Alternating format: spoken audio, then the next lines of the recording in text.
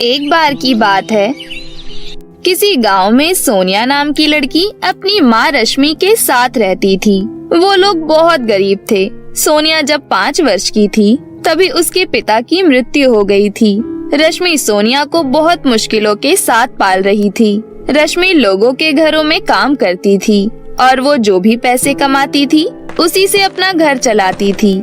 ऐसे ही एक दिन सोनिया की एक फ्रेंड का जन्मदिन था, इसलिए सोनिया अपनी माँ से कहती है, मम्मी मेरी दोस्त कोमल का आज जन्मदिन है। उसने मुझे इनवाइट किया है, लेकिन मेरे पास कोई भी कपड़े नहीं हैं। क्या आप मुझे अच्छी सी फ्रॉक दिलवा दोगी? बेटी, तुझे घर की हालत तो पता ही है ना। लोगों के घरों में काम करके इतने ही पैसे मिलते हैं जो हम अपना खाना पीना कर सके। लेकिन बेटी, तुम चिंता मत करो, मैं तुम्हें इस महीने फ्रॉक जरूर दिलवा दूंगी, लेकिन अभी कैसे न कैसे गुजारा कर लो। सोनिया बहुत समझदार लड़की थी। उसे अपने घर की स्थिति का बहुत अच्छे से पता था, इसलिए वो अपनी माँ से बहुत कम जिद किया करती थी। सोनिया अपनी फ्रेंड के बर्थडे में पुराने कपड़े में ही चली जाती है। सोनिया की फ्रेंड के बर्थडे में बहुत ही अमीर लोग आए थे। सभी ने बहुत अच्छे कपड़े पहने हुए थे और सबके हाथ में महंगे गिफ्ट भी थे, लेकिन सोनिया खाली हाथ थी। इसलिए वहाँ सोनिया की फ्रेंड आयुषी कहती है, अरे देखो, इसके कपड़े तो देखो, कैसे फटे पुराने कपड़े पहन के आई है। सुनो बहन जी, तुम्हें इतनी बड़ी पार्टी में फटे पुराने कपड़े पहन के आते हुए शर्म नहीं आई? इससे अच्छे कपड़े तो हमारे घर की नौकरानी पहनती है। तभी कोमल कहती है, अरे यार, ये ना पढ़ाई में अच्छी है, इसलिए मैंने इसको अपना दोस्त बना रखा है, वरना मैं भी इससे दोस्ती नहीं करती, क्योंकि ये इतनी ज्यादा गरीब जो है। लेकिन सिर्फ मैंने इसको अपने होमवर्क की वजह से अपना दोस्त बना रखा है, नहीं तो मुझे भी गरीबों से बहुत नफरत होती है। कोमल, तुमने आज मेरा दिल तोड़ दिया। मुझे तो लगता था तुम मेरी सच्ची दोस्त हो, लेकिन तुमने मुझे अपने मतलब के लिए इस्तेमाल किया। ऐसा कहकर सोनिया वहाँ से रोते हुए चली जाती है। सोनिया घर आ जाती है। वो घर पर बहुत रो रही थी। रश्मि सोनिया को रोता हुआ देख कहती है, क्या हुआ सोनिया बेटी, तुम रो क्यों रही हो? उसके बाद सोनिया रश्मि को सारी बात बताती है। माँ, उसने सिर्फ मेरा इस्तेमाल किया। माँ, भगवान ने हमारी जिंदगी ऐसी क्यों बनाई है? रश्मि अपनी बेटी को दिलासा देती है। ऐसे ही कुछ दिन बीत जाते हैं। ऐसे ही एक दिन कोमल अपनी दोस्त के साथ स्कूल के बाहर खड़ी हुई थी। तभी उसके पास 2 छोटे बच्चे आते हैं और कहते हैं, दीदी, हमने 2 दिन से कुछ नहीं खाया है, कुछ खाने को हो तो दे दो। हमने एक अंकल से खाने को मांगा तो उन्होंने हम दोनों को पत्थर मारकर वहाँ से भगा दिया। हटो तुम दोनों यहाँ से, तुम दोनों के अंदर से कितनी बदबू आ रही है। और तो और तुम्हें हमें यहाँ पर मिले मदद करने के लिए पता नहीं कहाँ से आ जाते हैं। सोनिया भी वहाँ पर खड़ी थी। कोमल, तुम्हें ऐसा नहीं करना चाहिए। इन दोनों मासूम बच्चों की शक्ल तो देखो, कितने भूखे लग रहे हैं। क्या तुम्हारे सीने में दिल नहीं है? तुम तो इतनी अमीर हो। बच्चों, मेरे पास तुम दोनों को देने के लिए कुछ नहीं है, लेकिन मेरे पास 20 रुपए पड़े हैं। तुम उनसे कुछ खा सको तो ये लो पैसे। देखो तो जरा, एक भिखारी दूसरे भिखारी की कैसी मदद कर रही है।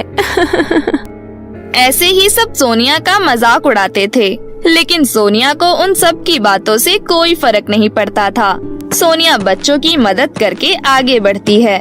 कोमल भी सोनिया के पीछे पीछे आ रही थी। थोड़ी ही दूर पर सोनिया को एक घायल कुत्ता दिखता है। वो फौरन ही उस कुत्ते को अपनी गोद में उठा लेती है। तभी कोमल कहती है, सोनिया, ये तू क्या कर रही है? ये कुत्ता कितना गंदा है और तूने इसे गोद में उठा लिया। कोमल, तुम्हें दिख नहीं रहा ये कितना घायल है? हमें इसकी मदद करनी चाहिए। हमें मुसीबत में इंसान हो या जानवर, सबकी मदद करनी चाहिए। यही इंसानियत होती है। अगर तुम्हें बदबू आ रही है तो तुम जा सकती हो। पता नहीं तुम हमेशा अपने घमंड में क्यों रहती हो। ज्यादा बकबक मत कर। मुझे भी कोई शौक नहीं है तेरे साथ घर जाने का। वो तो घर जाने का सिर्फ एक ही रास्ता है, इसलिए तेरे साथ जा रही हूँ। सोनिया और कोमल वहाँ पर खड़े होकर बहस करने लग गईं। लेकिन अगले ही पल वो कुत्ता एक परी में बदल गया और वो परी सोनिया से कहती है, सोनिया, तुम बहुत अच्छी लड़की हो। मैंने देखा तुम्हारे पास सिर्फ 20 रुपए थे, तभी तुमने उन बच्चों को दे दिए। फिर तुम्हें एक जख्मी बदबूदार कुत्ता मिला, तुमने उसकी मदद करने में जरा भी देरी नहीं की। लेकिन कोमल, तुम एक बहुत ही बुरी लड़की हो। तुम्हारे पास कितनी सारी धन दौलत है, लेकिन उस धन दौलत का क्या फायदा जो दूसरों के काम न आ सके। सोनिया, मैं तुम्हें अपनी दुनिया में लेकर जाना चाहती हूँ। वहाँ पर मेरे जादुई फ्रॉक की 3 नदियाँ हैं। वहाँ जाकर तुम्हें बहुत अच्छा लगेगा। परी की बात सुनकर सोनिया बहुत खुश होती है, लेकिन कोमल बहुत जलती है। देखो तो ये गरीब परी के साथ परी की दुनिया में जाएगी, और तो और अब परी सोनिया को अपनी जादुई 3 फ्रॉक की नदी में से एक जादुई फ्रॉक भी दे देगी। इस गरीब की तो लॉटरी लग गई। परी जी, अगर आप बुरा ना मानो तो आप मेरी दोस्त कोमल को भी ले चलो। ठीक है, अगर तुम अपने दोस्त को अपने साथ लेकर आना चाहती हो तो आ सकती हो, लेकिन एक बात का हमेशा ध्यान रखना, परीलोक में जाकर किसी भी चीज का लालच मत करना, वरना उसका अंजाम अच्छा नहीं होगा। इतना कहकर परी सोनिया और कोमल को परीलोक ले आती है। सोनिया और कोमल परीलोक में जाकर बहुत खुश हो जाती हैं। परीलोक पहुंचने के बाद परी सोनिया और कोमल को जादुई 3 फ्रॉक की नदी के पास ले जाती है। एक फ्रॉक की नदी के पास सोने का फ्रॉक था और दूसरी नदी के पास चांदी का फ्रॉक था और तीसरी नदी के पास फटे पुराने फ्रॉक थे, जिसे देखकर सोनिया और कोमल बहुत चौंक जाती हैं। तभी वहाँ पर परीलोक की रानी परी भी प्रकट हो जाती है और वो कहती है, तुम तीनों के सामने परियों की दुनिया की 3 जादुई फ्रॉक की नदी है।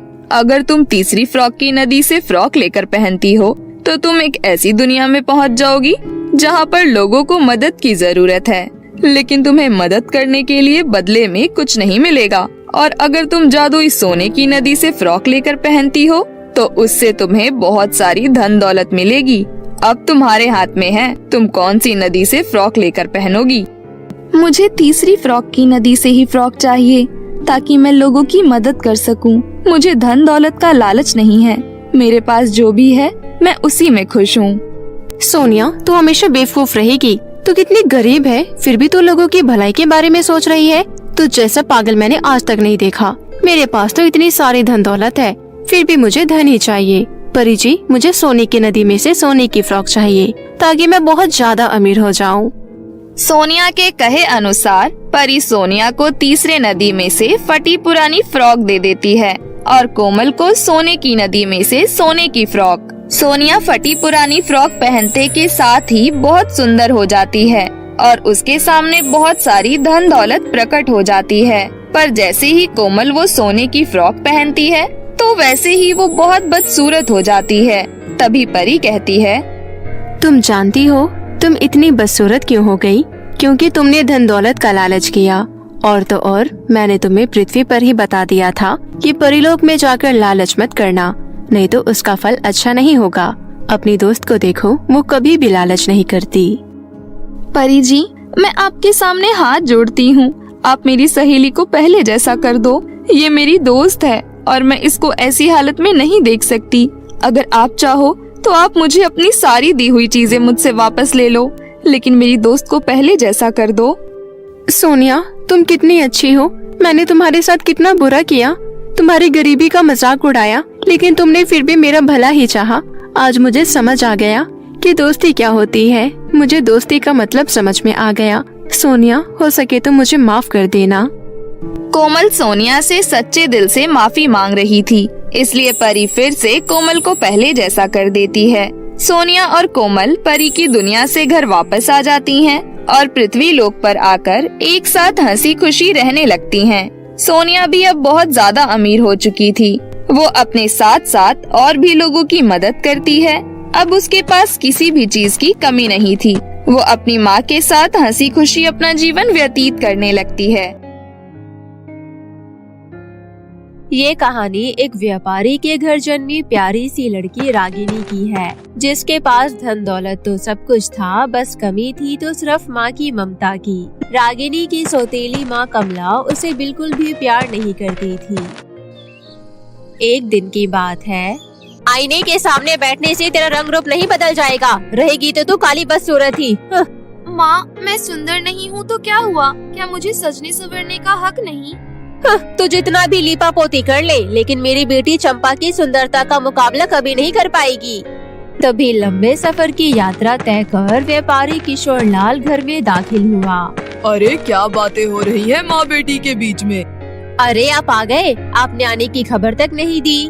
दरअसल जिस काम के लिए गया था वो जल्दी पूरा हो गया। अच्छा, बहुत अच्छा किया आपने जो जल्दी आ गए। अब बताइए हमारे लिए इस बार कौन सा उपहार लाए हो? मैं तुम तीनों के लिए बहुत सुंदर सुंदर उपहार लाया हूँ। तो जल्दी दिखाओ ना, मुझे बिल्कुल भी सब्र नहीं हो रहा। ये देखो, मैं तुम्हारे लिए सोने के झुमके लाया हूँ। तुम्हें झुमके बहुत पसंद है ना?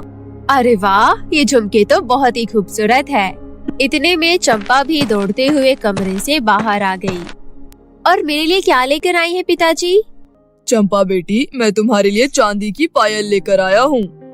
चंपा चांदी की पायल पाकर खुशी से नाचने लगी। तभी किशोरी लाल रागिनी के सर पर हाथ फेरते हुए बोला, रागिनी बिटिया देखो, मैं तुम्हारे लिए ये हार लाया हूँ। ये तुम पर खूब जचेगा। रागिनी गले का हार देखकर बहुत खुश हो गई। अरे वाह, ये हार सच में बहुत ही खूबसूरत है, पर इसकी जरूरत नहीं थी पिताजी। आप आ गए, मेरे लिए इससे ज्यादा खुशी की बात कुछ और हो ही नहीं सकती। अच्छा ठीक है बिटिया, अब मैं थोड़ा आराम कर लेता हूँ, काफी थक गया हूँ। इतना कहकर किशोरी लाल कमरे में विश्राम करने चला गया। पर वहीं खड़ी चंपा अपनी माँ विमला से बोली, माँ देखा तुमने, पिताजी ने कितना सुंदर हार इस काली बंदरिया को दिया और हमें मामूली सा। हाँ बिटिया, इस लड़की की वजह से हमारे साथ बहुत बड़ा भेदभाव हो रहा है। जब तक ये इस घर में है हमें हमारा अधिकार नहीं मिल पाएगा। लेकिन तुम चिंता मत करो, मैंने कुछ सोच रखा है। इस काली से छुटकारा हमें जल्द ही मिलेगा। पर कैसे माँ? बस तू देखती जा अब मैं क्या करती हूँ। और किसी को हम पर कभी शक भी नहीं होगा। अगली सुबह मुस्कुराते हुए विमला रागिनी से बोली, रागिनी बिटिया जल्दी से तैयार हो जाओ, पड़ोस के गांव में मेरी मुंह बोली बहन की बेटी की शादी है, वहां जाना है। क्या कहा? शादी? बस 5 मिनट में तैयार होकर आती हूँ। ठीक है, जल्दी से तैयार हो जाना, मैं चंपा बेटी को भी कह देती हूँ। रागिनी गुनगुनाते हुए तैयार हुई और वही हार गले में पहना जो उसके पिताजी उसके लिए लाए थे। तभी किशोरी लाल रागिनी के कमरे में दाखिल हुए। रागिनी बिटिया, अरे वाह, तुम तो बहुत ही सुंदर लग रही हो और ये हार भी तुम पर खूब जच रहा है, बिल्कुल परी लग रही हो। धन्यवाद पिताजी। इतने में विमला भी तैयार होकर वहां आई और बोली, परी तो लगेगी ही, आखिर बिटिया किसकी है? सच में रागिनी को आज किसी की नजर न लगे। पर तुम तीनों इतनी सज धज कर कहाँ जाने की तैयारी कर रही हो? अरे मैं आपको बताना ही भूल गई, आज हमें मुबोली बहन की बेटी की शादी में जाना है। आप भी जल्दी से तैयार हो जाइए। ओह, पहले बताया होता, मैं तुम्हारे साथ नहीं चल पाऊंगा क्योंकि मुझे आज जरूरी काम से दूसरे नगर जाना है। तुम तीनों ही चली जाना। विमला ये सुन मन ही मन मुस्कुराई। उसके बाद तीनों शादी में शामिल होने के लिए निकल पड़ी। थोड़ी दूर चलने के बाद विमला बोली, मुझे लगता है हमें जंगल के रास्ते से चलना चाहिए, हम जल्दी पहुंच जाएंगे। ठीक है माँ, जंगल के रास्ते से ही चलते हैं, वैसे भी बहुत देर हो रही है। माँ, ये जंगल तो बहुत डरावना है, क्या हमारा जाना सही होगा? गांव वाले इस जंगल के बारे में तरह तरह की बातें करते हैं। गांव वाले तो पागल है, जंगल बिल्कुल भी डरावना नहीं है, हमारे साथ चुपचाप चलो, समझी? उनकी योजना से अनजान बेचारी रागिनी चुपचाप उन दोनों के पीछे चलने लगी। कुछ दूर चलने के बाद चंपा बोली, माँ मुझे बहुत प्यास लग रही है, प्यास के मारे मुझसे और चला नहीं जाएगा, मैं पास वाली नदी से पानी पीकर आती हूँ। ठीक है बेटी, पर जल्दी आना।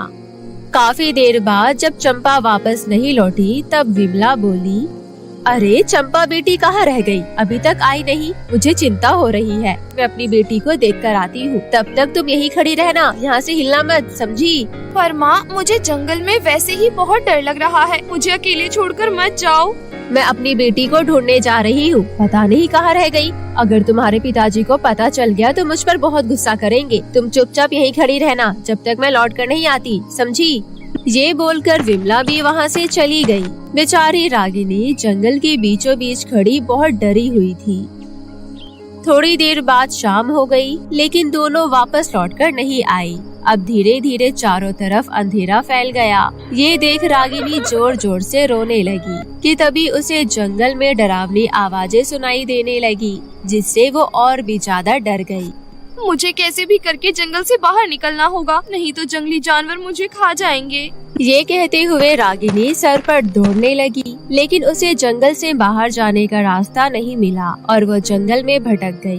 तभी उसे कुछ दूरी पर एक पेड़ दिखाई दिया, जिसके तने पर एक बहुत बड़ा चमकदार दरवाजा था। जंगली जानवरों से बचने के लिए रागिनी उस दरवाजे के अंदर चली गई। उस दरवाजे के अंदर एक अलग ही दुनिया थी।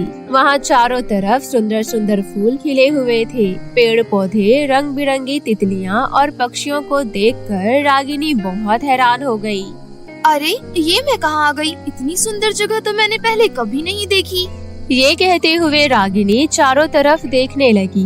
तभी उसे एक आवाज सुनाई दी। जादुई नगरी में तुम्हारा स्वागत है रागिनी। रागिनी आवाज सुनकर चौंक गई। कौन है यहाँ? सामने आओ। किसने मुझे पुकारा? मैं तुम्हारे सामने ही हूँ रागिनी। मैं जादुई पेड़ बोल रहा हूँ। रागिनी ने सामने देखा तो उसके सामने एक विशाल पेड़ था। अच्छा, तो ये तुम हो? क्या तुम जादुई पेड़ हो? क्या तुम मेरी सहायता कर सकते हो? जादुई पेड़, मैं यहाँ से घर जाना चाहती हूँ। मुझे घर की बहुत याद आ रही है। मुझे सब पता है रागिनी। तुम्हारी सौतेली माँ और बहन तुम्हें जंगल में छोड़कर कहीं चली गई हैं। चुप हो जाओ रागिनी, तुम यहाँ सुरक्षित हो। जादुई पेड़, क्या मैं कभी अपने घर नहीं जा पाऊंगी? नहीं रागिनी, तुम अपने घर जरूर जाओगी, लेकिन मैं तुम्हें इस जादुई नगरी से बाहर नहीं ले जा सकता हूँ। तुम्हें एक राजकुमार यहाँ से ले जाएगा। तुम्हें उसका इंतजार करना होगा और जब तक तुम्हें इसी जादुई नगरी में रहना होगा। कुछ देर बाद रागिनी को बहुत तेज भूख लगी। हे जादुई पेड़, मुझे बहुत भूख लगी है। रागिनी, मेरी टहनी में से एक पत्ता तोड़ो और आंख बंद करके जो भी तुम मांगोगी वही तुम्हारे सामने आ जाएगा। रागिनी ने बिल्कुल वैसा ही किया और उसके सामने तरह तरह के व्यंजनों से भरी थाली प्रकट हो गई। अब जब भी रागिनी को भूख लगती वो ऐसा ही करती। ऐसे ही रागिनी को जादुई नगरी में रहते रहते कई दिन बीत गए। रागिनी रोज राजकुमार का इंतजार करने लगी कि कब वो आए और उसे उसके घर ले जाए। एक दिन रागिनी उदास नदी किनारे बैठी हुई थी कि तभी उसे एक रंग बिरंगी तितली उड़ती हुई दिखाई दी। रागिनी अपने आप को रोक ना पाई और उस तितली के पीछे दौड़ने लगी। वो तितली के पीछे दौड़ रही थी कि तभी उसे किसी की आवाज सुनाई दी। कोई है यहाँ? मेरी मदद करो। रागिनी ने यहाँ वहाँ देखा तो उसे एक पेड़ के नीचे एक कुरूप बूढ़ा आदमी दिखाई दिया। रागिनी उसके पास गई और बोली, कौन है आप और क्यों रो रहे हैं? मुझे बहुत प्यास लगी है, मुझे पानी पिला दो। लेकिन आप हैं कौन और इस जादुई नगरी में कैसे आए? मैं भरतपुर राज्य का राजकुमार रणवीर हूँ। मैं जंगल में हिरण का शिकार करने आया था, लेकिन गलती से तीर एक जादूगरनी को लग गया और जादूगरनी ने गुस्से में अपने जादू से मुझे बूढ़ा बनाकर जादुई नगरी में भेज दिया। मैं चाहकर भी यहाँ से उठ नहीं पा रहा। पता नहीं कब मुझे मेरा असली रूप वापस मिलेगा। मुझे बहुत प्यास लगी है। क्या तुम मेरे लिए पानी ला सकते हो? आप परेशान मत हो, मैं अभी आपके लिए पानी लेकर आती हूँ। इतना कहकर रागिनी तुरंत ही नदी किनारे जा पहुँची। फिर पास ही एक पेड़ से पत्ता तोड़कर उसमें पानी भर बूढ़े आदमी के पास गई। ये लीजिए पानी। बूढ़ा आदमी ने जैसे ही वो पानी पिया, अचानक से वो सुंदर राजकुमार में बदल गया। अरे, मैं तो अपने असली रूप में वापस आ गया, पर ये चमत्कार हुआ कैसे? रागिनी भी ये देख बड़ी हैरान हुई। तभी उन्हें जादुई पेड़ की आवाज सुनाई दी। राजकुमार रणवीर, रागिनी एक साफ दिल की लड़की है, जिसके हाथ से पानी पीकर तुम दोबारा अपने असली रूप में वापस आ गए हो। अब तुम ही रागिनी को इस नगरी से बाहर ले जा सकते हो। पर कैसे? तुम्हें जो सामने बहती हुई नदी दिखाई दे रही है, वही तुम्हें तुम्हारी मंजिल तक ले जाएगी। नदी के उस पार जाते ही तुम अपनी दुनिया में पहुंच जाओगे। तभी जादुई पेड़ की शक्तियों से उस नदी में अचानक एक नाव प्रकट हो गई। ये नाव तुम्हें उस पार पहुंचा देगी। मेरे बच्चों, अब जल्दी जाओ, देर मत करो। तुम्हारा बहुत बहुत धन्यवाद जादुई पेड़, तुम बहुत अच्छे हो। मुझे तुम्हारी बहुत याद आएगी।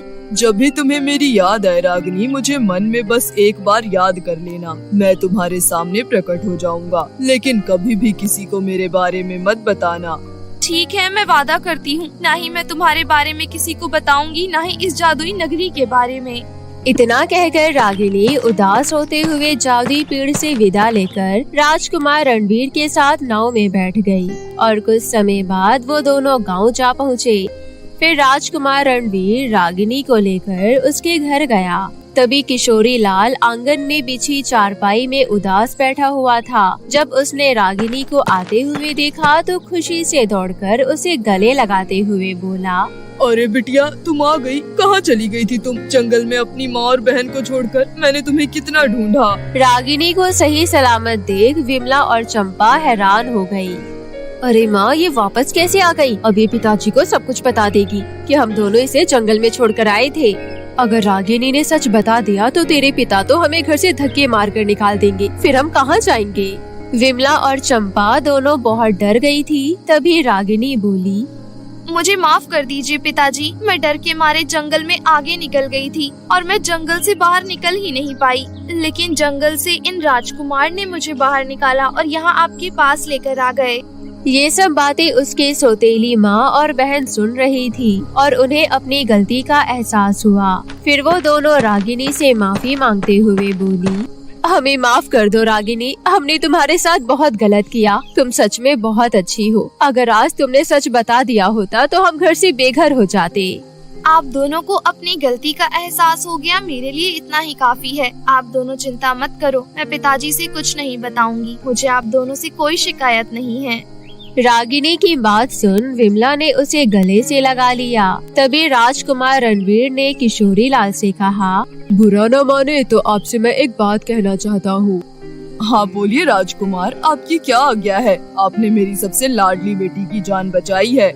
मैं आपसे आपकी लाडली बेटी का हाथ मांगना चाहता हूँ। रागिनी बहुत ही साफ दिल की लड़की है। मेरे लिए बहुत सौभाग्य की बात होगी अगर रागिनी मेरी पत्नी बनेगी। क्या सच में आप मेरी बेटी से विवाह करना चाहते हैं? ये तो मेरे लिए बहुत ही गर्व की बात है। इसके बाद अच्छा सा मुहूर्त देखकर बड़ी ही धूमधाम से रागिनी और राजकुमार रणवीर की शादी हुई और रागिनी हंसी खुशी राजकुमार रणवीर के साथ महल में रहने लगी।